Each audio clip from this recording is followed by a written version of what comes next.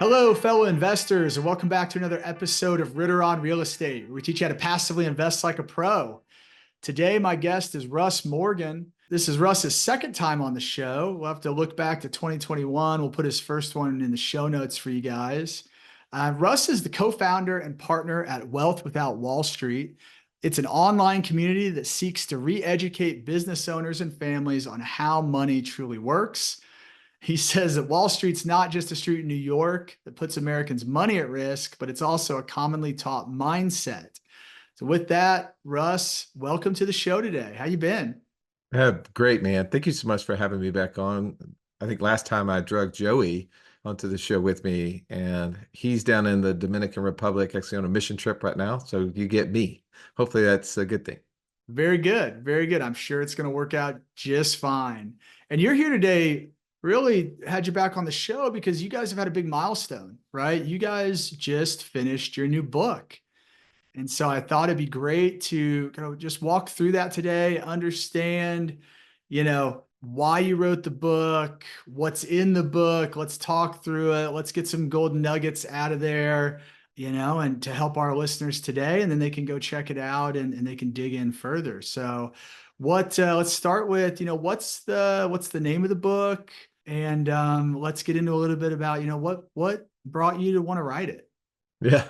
Well, the book is called Wealth Without Wall Street, the 3 steps to financial freedom through passive income.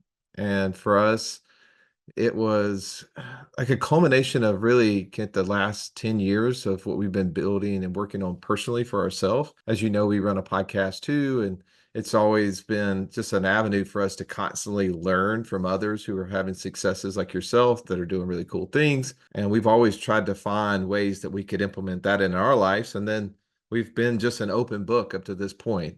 In 2020, we started publishing our own personal passive income report to the world to show people what we were actually doing personally.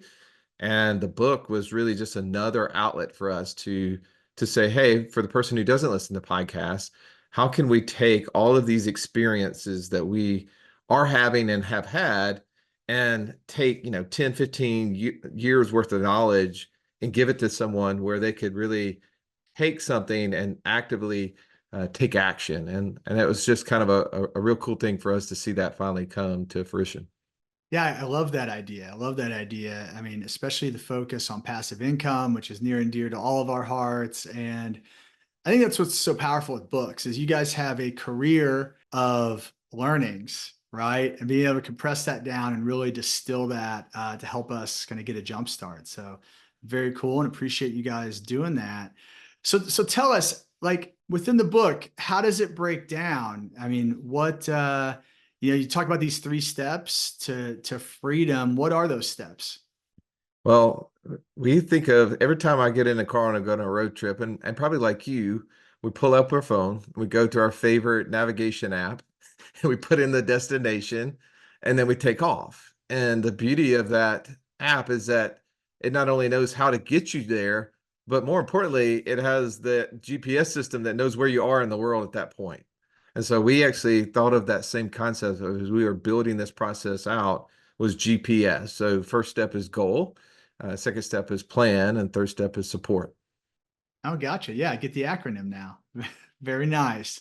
So let's break down, start then with goal, right? So what do you mean by goal? What does that look like in this context? Man, I was in the gym Monday, and a guy walks up to me, and he knows that I'm on a financial information podcast, and I talk about building passive income. He sees the shirts and things, and the first question he comes up to me with is, "Hey, what should I do with X amount of money?" Right? He has this amount of money. What should I do with it? Yeah. And the answer to that question is layered with lots of other questions. But the first one always has to be, what is your goal? Like, what are you really trying to accomplish? And I don't think too oftentimes we've spent enough time thinking about what we really want. We just start doing things and we start running really fast toward things. And if we're not going in the right direction, actually, the faster we run, maybe is getting us further away from the actual target location of what we're trying to hit. So we started out with this idea of what is the goal that you're looking for? And Joey and I, have been quoted several times with talking about how retirement is not align with your goals. Meaning that most of the time, the way that we perceive retirement is that we're going to accumulate a large amount of wealth in different accounts. And then at some point in the future, we're going to ride off into the sunset and start pulling off of those accounts to help us live the lifestyle that we want to live. Well, for most people though, when I start talking to them about like, if you could do whatever you wanted to do, what would you do? And most of the time, it's not quit work, right? That's why I think retirement's a broken concept. Most people want to be productive. They want to be in service. Maybe they don't like the work that they're doing. Maybe they want to do different types of work. Maybe they want to do work with different people. But a lot of times it really comes down to I want to spend more time with people that I enjoy, like my family. And I'm like, oh, so it's time that you're after. Okay, cool. So if goal is time, if I know what I want to have, right, then I can really start to lay that out. And we lay it out in the book in this process about what we want to be, do, and have. And we've built out this, course that anyone can download for free. It's our passport course, and it actually helps you like create this goal for yourself and then actually make it a physical item. So my goal, if you were sitting here looking at me right now, if I got all the stuff off my screen, I have my own personal passport sitting in front of me. It's all the visions, all those things that I want more of, and I visualize them constantly. I see them. I keep moving toward them. And so then I can measure everything I do financially against that. Like, is it going to give me more of what I want? Not is it a better return? Return is relative. If my goal is time, then and I need cash flow today, I don't care what the return is. I want to know what the cash flow is. So it really helps, I think, align people to doing and taking actions that are more closer to the goals, the things that they really want. Yeah, that's really interesting. And I definitely can feel that. And a lot of people probably relate to this idea of, you just want to get started and you start going without always knowing where you're trying to end up. Right. And so I think this idea of taking that time to really understand where you're going, because yeah, I agree. It often probably isn't maybe what you initially thought. And as you move through life, I think that goal probably changes too, and you want different things at different times. And so I think that's a great first step. One thing you brought up, is this idea of this investor DNA. And I think kind of understanding, probably along with goal setting, kind of, who you are. Can you walk through that concept a little bit on how you help investors really understand, I guess, what their DNA is? Yeah. So I came out of the traditional financial space or the typical financial space. I was a certified financial planner. And I would sit down with you, Ken, if we were having a meeting, and I would have you take this risk assessment, right? And I would go through and based upon your age and other factors, I would be talking about the types of investments. I would be talking about the types of investments that you should be investing in based upon those risks that I had arbitrarily came up with.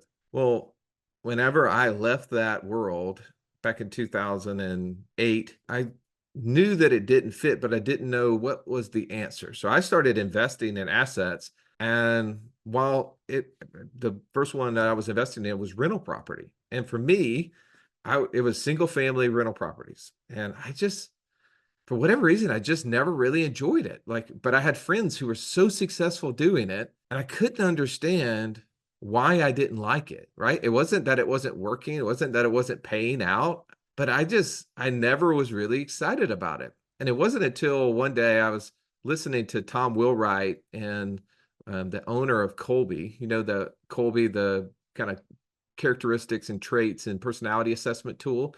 Yeah. And they were having a conversation about how Colby and investing and business and all these things were interconnected. And I was like, oh, that's really interesting.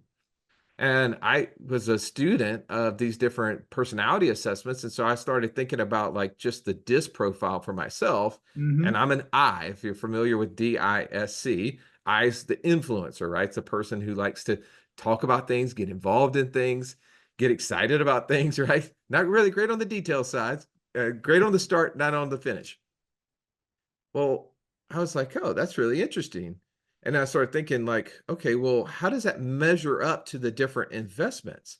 And so we started like going back through all the podcasts we had had with these different people that were in different asset classes and saying, hey, would you mind taking this assessment? Let me understand if you're D, I, S, or C.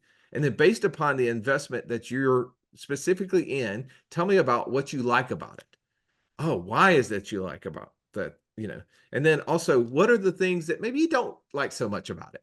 And Mhm. really, it was really like we profoundly, as we started hearing, it was really more the details of their profile, their personality style started to come out to talk about the things they really liked. Like if they were a D and they were investing in a syndication, they loved the quick, easy, fast to money. It's mailbox money, has tax advantages. They loved all that, right? Like that Yeah. was the very specifics.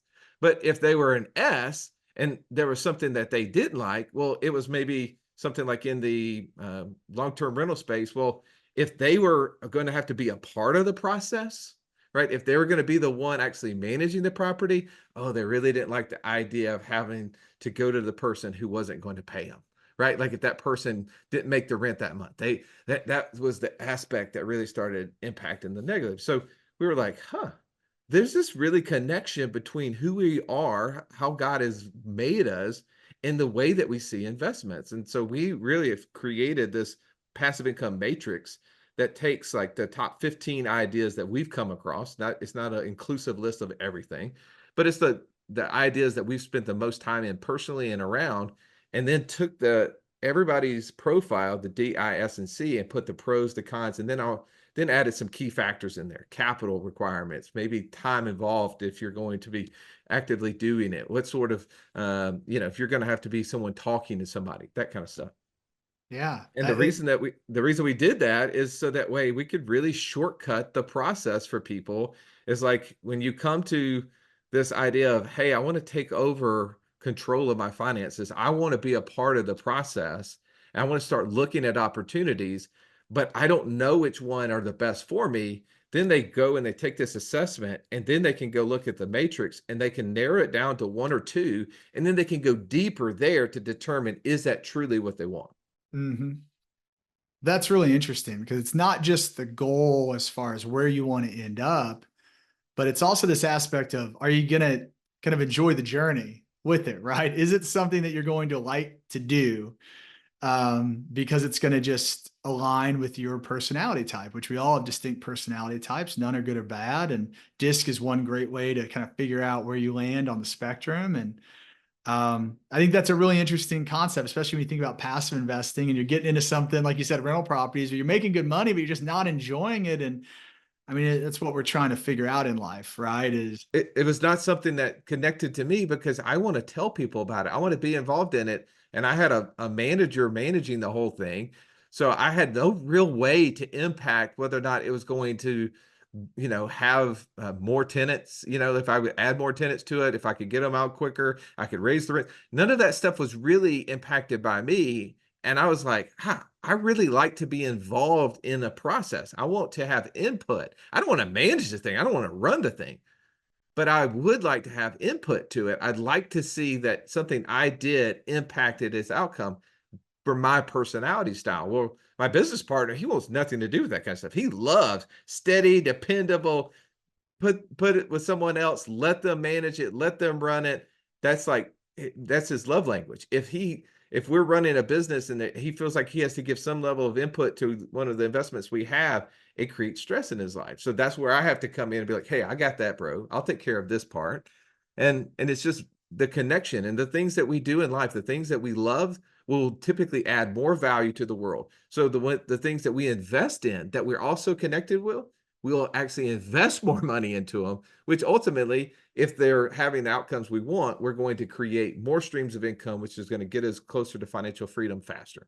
awesome. Well, yeah, I love that. It's a really unique concept, and I think that's a great idea coming out of the book. Let's move on to the next step in this GPS process, right? The plan. So you know where you want to go, you know who you are, and what you're aligned with. But what is plan all about?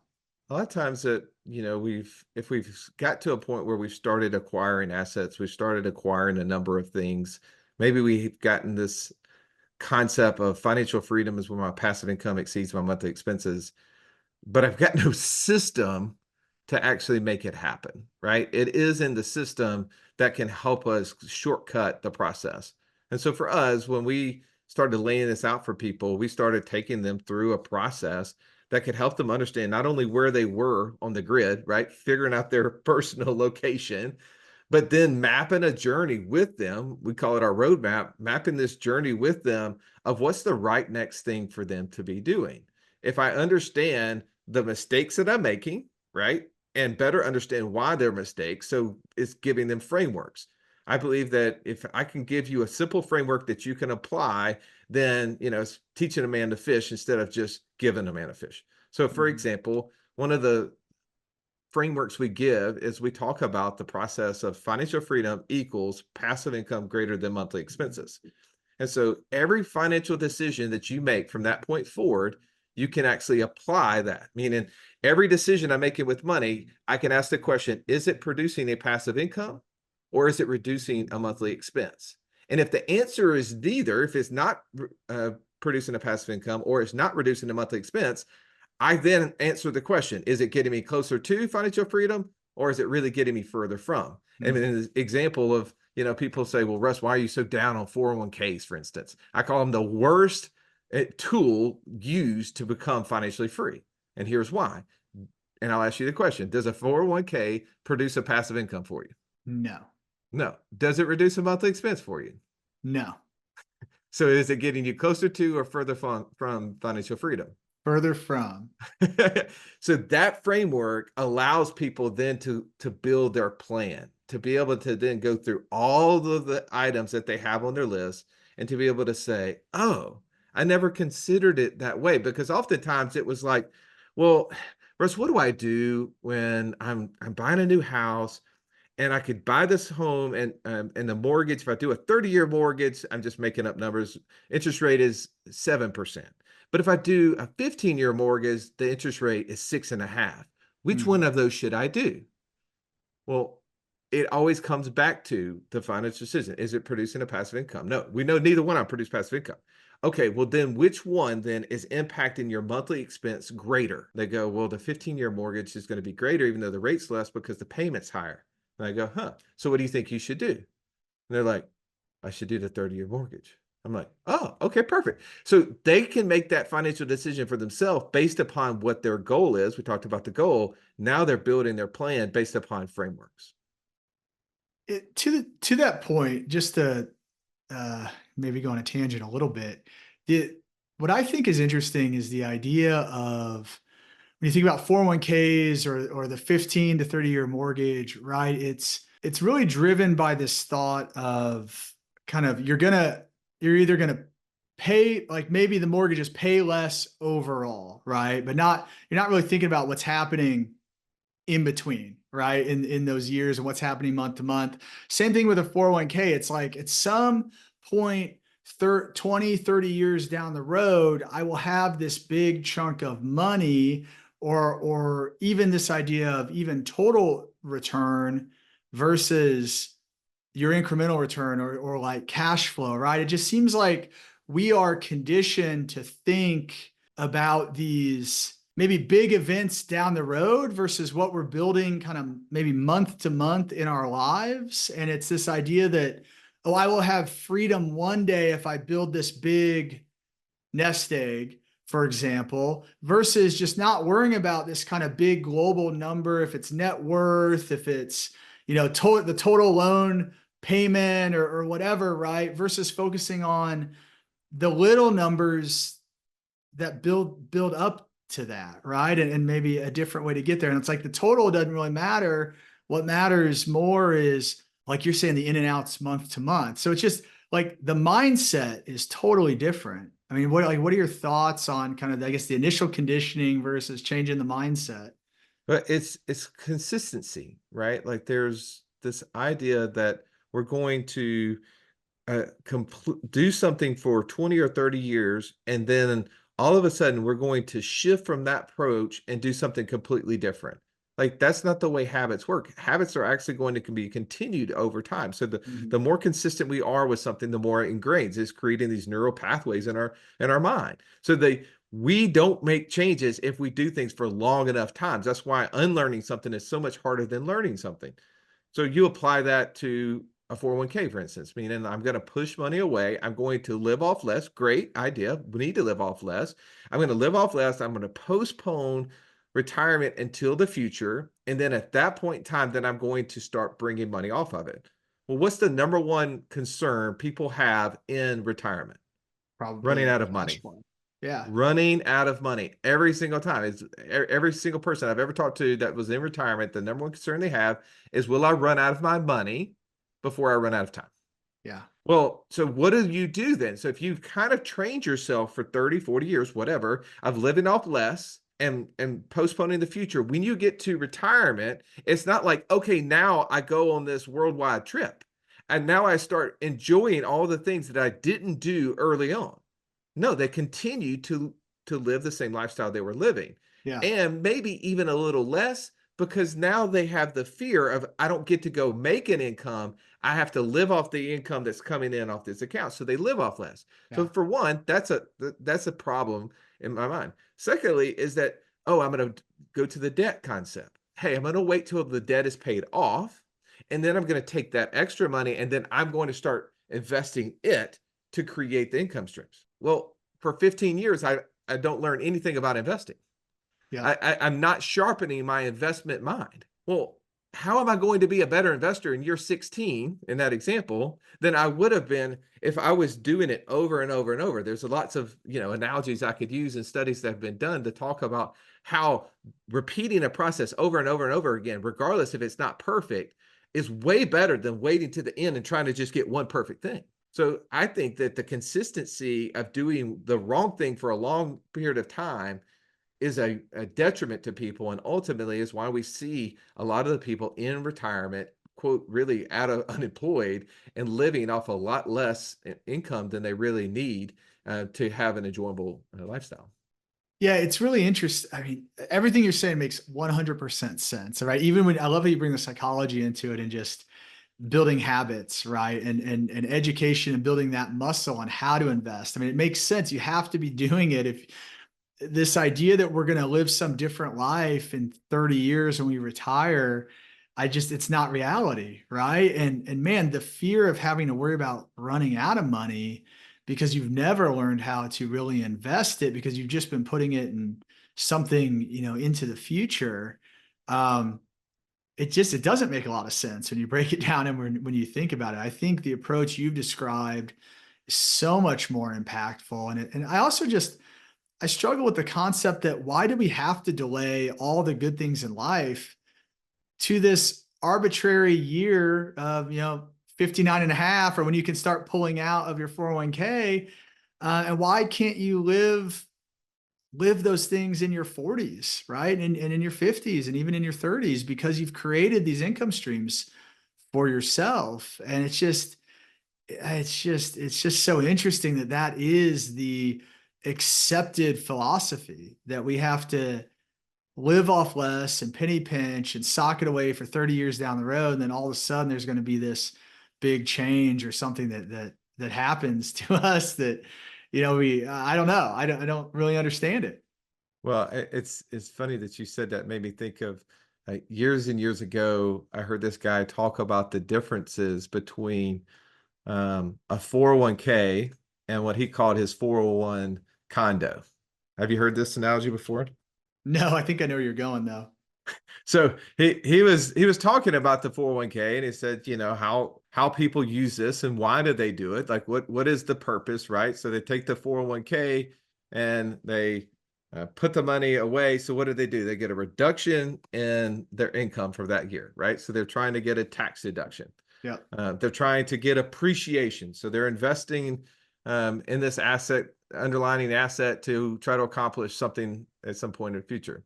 And he starts going through all of, like, what's the benefits? Oh, well, they get a statement that says, how good or bad did they do, right? And so he started comparing this to his 401 condo. He said, so I bought a condo down at the beach, and so I take my the money that I would have put in a 401k, and instead I get a mortgage, and I take that same payment, the same amount of money that I would have put in my 401k, and yet I make a mortgage payment.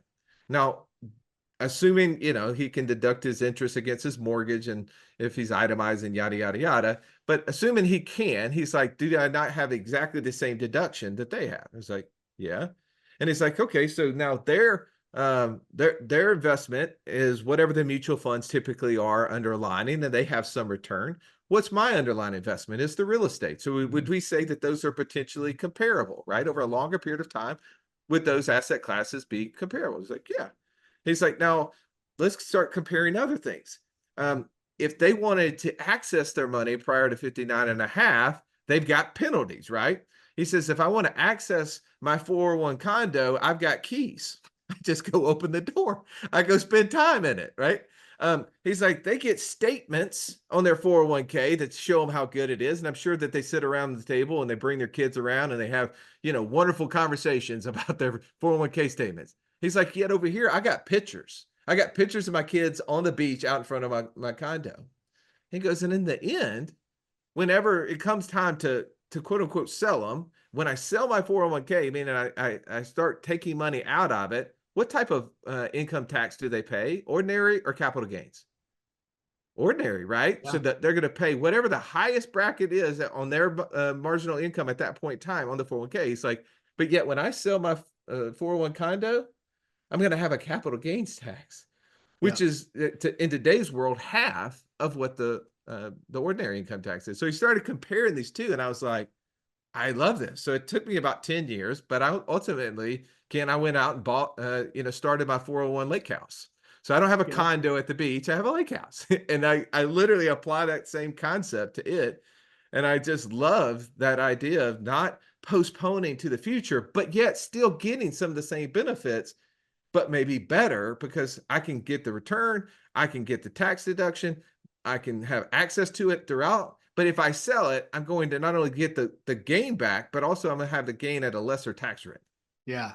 Yeah, I mean, that makes a ton of sense. I love that. I love that example, and I think that's the right way to think about things, because the intangible of the enjoyment you get and like the magic moments that are made, and I love the idea of the kids, the pictures of the kids actually enjoying this, right? Versus waiting till your kids are all grown up and you finally got it, but they're too old to really enjoy it. I think that's a fantastic concept, and I love how you broke that down about the tax savings too, because it is this idea of, oh, I gotta lower my income now and get this money tax free somewhere down the road, or let it grow and pay the taxes down the road. Because I was told once, like, oh, you shouldn't do a Roth because you want that money to grow tax free, right? Grow tax free. And then at a certain point when you retire, you'll be making less income and you'll be in a lower tax bracket. And when you think about that, think about the lifestyle that you would be living if you really had no income and were in a lesser tax bracket. It's going to be a lower amount. You're going to have lower means to live a lower lifestyle than you are currently, right? You're going to have no income streams. So you really are going to be just burning down that pile of money and hoping that you die before it runs out. I mean, that is not a way to live. And so like that guy that gave me that advice should probably go to prison. But but this whole idea is just like, when you really think about it logically, it just doesn't make any sense. Well, I mean, if you think about the 3 steps of the book, right? Is that the goal that you would want for yourself, that you would live off less in the future than you live off today? Right. No. Are you going to are you okay creating a plan that's going to ensure that that's going to happen? Because if you follow the typical Wall Street model, which again, I was a participant in, I got in that industry. I became a certified financial planner. My objective was to separate you from your money. Like my job was to get you to give me the money, keep give it to me on a regular, consistent basis, keep it as long as I possibly could, and Mhm. make it as hard as possible for you to get it back. Why? Because that's how I got paid. Yeah. I got paid off the fees, right? The assets under management. That's the model that exists out there. There's a misalignment in how money is managed and your objectives. And so, the average person, the average advisor on the street that you're most likely probably not on their broker dealer platform, they're never going to get their advisors say, hey, you know what? You should go over to Hudson and do a deal with them. He can't say it. She can't say it because it's actually called selling away. It's illegal for them. They could lose their job if they were to tell them, you know what? The mutual fund stuff that we're dealing with right now, the markets are pretty turmoil. I know we're heading into an election season. This is what they call the danger zone. There's going to be a lot of turmoil. There's going to be a lot of uncertainty. We're going to see the markets be very erratic. You probably would be better going over and investing in a solid asset class that's going to have consistent cash flow over a long period of time than us. No, they can't do it. Even if Mm, they believed it, they can't do it. They may be investing with you. They can't do it. right.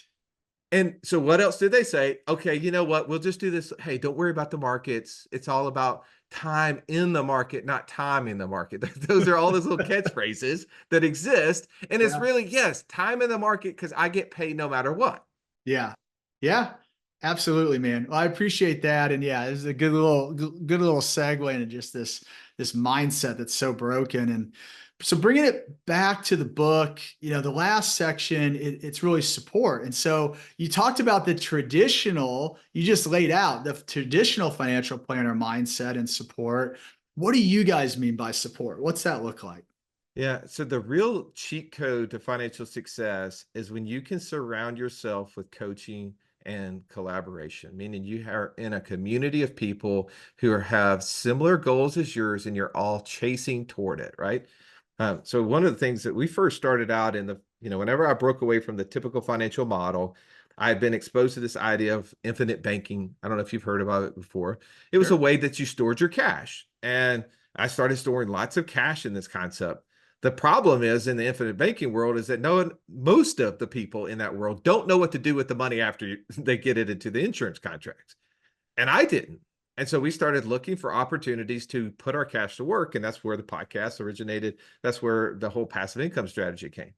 Well, I needed people to help me figure out what other deals to do. So I started joining masterminds. We ultimately end up creating masterminds that were Mhm. all about people trying to build passive income streams that not only exceeded their monthly expenses, but in our highest level mastermind where they're achieving 200% or more of their monthly expenses through passive income. Well, the collaboration is huge. So being in a support system to where you're around other people that ultimately, you're in the right room, Kent, whenever you bring an idea to the room and they put their arm around you and they go, man, that's cute. Yeah. But let me just show you just a snippet of what I see from my perspective, having been maybe where you want to be, and they start to cast a much wider angle on what the opportunities really are. And you stop thinking small and you start thinking much bigger and you're exposed to more opportunities. So Mhm. support is both in collaboration, being around, mentors and peers, but also one of the things that we knew is that in order to truly help people execute on their plan, we needed to build in some sort of coaching, some sort of framework. And so for us, we built a whole coaching company. So we have a coaching company called Apex, and they literally walk one-on-one with our people every single month. We have groups, they have masterminds they break out into. And so support for me is like, what can a coach do for you? They can literally, compress time from decades into days because they can see around the corner. They can see what the issues are. I know that for me. Like I've hired so many coaches over the years. I've been spent so much money in, programs and masterminds to learn things from others. You can either pay retail for it or you can borrow that information and pay a fraction. And so that to me is what support's about, is having those mentors, those heroes, and those peers in your life on a regular basis. No, I love that. I think that's so important. I mean, like you, I've invested a lot in coaching. Um, the value has been, multiples beyond whatever I've paid. And I think that's how you got to look at those things. I think that's where people get stuck when they think about ideas like masterminds and coaching. Is, oh, I got to pay 50 grand or even 100 grand. It's like, yeah, but how easy is it for that relationship to make that back or stop you from losing that, right? And in my experience, it's been 10, probably 100-fold what I've spent. And so definitely a huge advocate there, like you say. And like you said, you're gonna, different way of saying that is like you're gonna pay the tuition one way or the other, right? It's, are you gonna learn it yourself and make the mistakes? Or are you gonna, like compress that knowledge? I think that's so powerful. Yeah, Alex Hormozy has a quote. I'm probably going to beat it up. I think he references as the ignorance tax. He says, like, take whatever you make per year and you subtract that from $1 million. And that's the amount it costs you every single year, not knowing how to make $1 million. Yeah. That's the tax for the ignorance. That's the debt you have to pay. Right. So if you're making $250,000 a year today, not knowing how to make $1 million, it's costing you $750,000 a year. Yeah. So what we have to do is figure out how to do that. So we need, and it's not about the money, it's what the money provides, right? Money is nothing more than the medium of exchange. True wealth is goods and services. We want to trade that currency for goods and services. For what purpose? Typically to spend more time. I will say this, and I didn't talk about this earlier. One of the things that we talk about in the book and goal is that most people tell us that time's the most important thing, but they don't track it. If that's the most important thing to you, need to be tracking it. So you need to have, so we give some, ideas of how you can track time and how do you see if whether or not you're spending more time, if it's giving you more of what you want or less of what you want, because that's important too, right? The things Yeah. that we track will help us get there faster. And the things we track and report on will help us get there exponentially faster. So I think that you're on the right track there of thinking about how do we spend time and money into things? But ultimately, the question to ask if you're joining something is how can I 10x my investment? Mhm. And see if they can tell you, if they can show you how to 10x the investment. If usually when someone says I can't do it because whatever the fill in the blank is the reason they should do it. I can't do it because I don't have the time. Well, that's absolutely the reason you have to do it, right? Because you got to Yeah. get the time back. Yeah. I can't do it because I don't have the money. Well, that's probably the reason you need to do it, because you need to be able to get this knowledge so that you can have the money. Yeah. Makes sense. Makes sense. So Russ, as we're thinking about this, if you had one takeaway or one selling point on why folks, I think you pique people's interest here, and they should go out and pick up the book and what that's going to bring to them, and what would that thing be? Yeah, if you're just looking for a simplified approach to have actionable steps that you can take on a regular basis that can get you closer to financial freedom, I think this book is going to give you those. And the reason I can tell you that is because prior to us starting down this process, even though I was trained as a financial professional, I didn't know how to create true financial freedom. And since doing this, we've gone from having $2,500 a month in passive income to over $50,000 a month in passive income. And we report on it. You can go look at those numbers every single month and see what we're doing. And we just take those ideas and we put them in the book. So this isn't just as pontificating on ideas. It's literally things that we've done. And we have put that tangible information in there so that you can consume it. So hopefully it can be a tool that you use to get closer to the goals that you want. Love that. Love that. Well, thanks, Russ. Before we let you go, I want to take you through our keys to success round. It's the same four questions we ask everybody. And the first one is, it gets back to, you think about passively investing, right? Part of passively investing is you're giving your money over to someone who's being active, who is doing this for you, right? And so if you could, whatever the investment type was, if you could only ask that person, that deal sponsor, that person running that investment, one question before you invested with them, what would that one question be? Yeah. In order for it to be passive for somebody, it has to be active for another, right? Mhm. The question I ask every single time, and I do invest in deals that are passive where others are managing things. And the number one question I ask is, tell me how I'll lose all my money. And that question alone has taught me more about investing probably than any other question I've asked, because when you ask a deal sponsor that question, they then have to start telling you about all the if, ands, and buts that exist in the deal. If they have integrity, they will. They will start talking to you about the things that are happening. And it will typically force them to maybe think about things that maybe they haven't considered. Because I don't know about you, but I've never seen a pro forma, I've never seen a pitch deck that showed a bad deal, right? Like nobody ever pitched me a deal and said, by the way, this is going to lose 20%.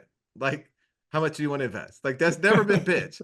So every pitch, every deal is always targeted between 14 and 17% IRR, blah, blah, blah. And I'm not saying that's not how it's being underwritten toward, but tell me the way that I lose all my money. And in that scenario, I get to understand what are the things, because I follow the approach that, man, it's hard to make a dollar. My objective is not to lose it. So find deals that I can get it in.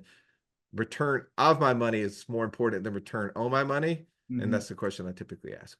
Like that. What are you most proud of in your career? Man, I wrote a book, bro. I mean, are you serious? That's Like awesome.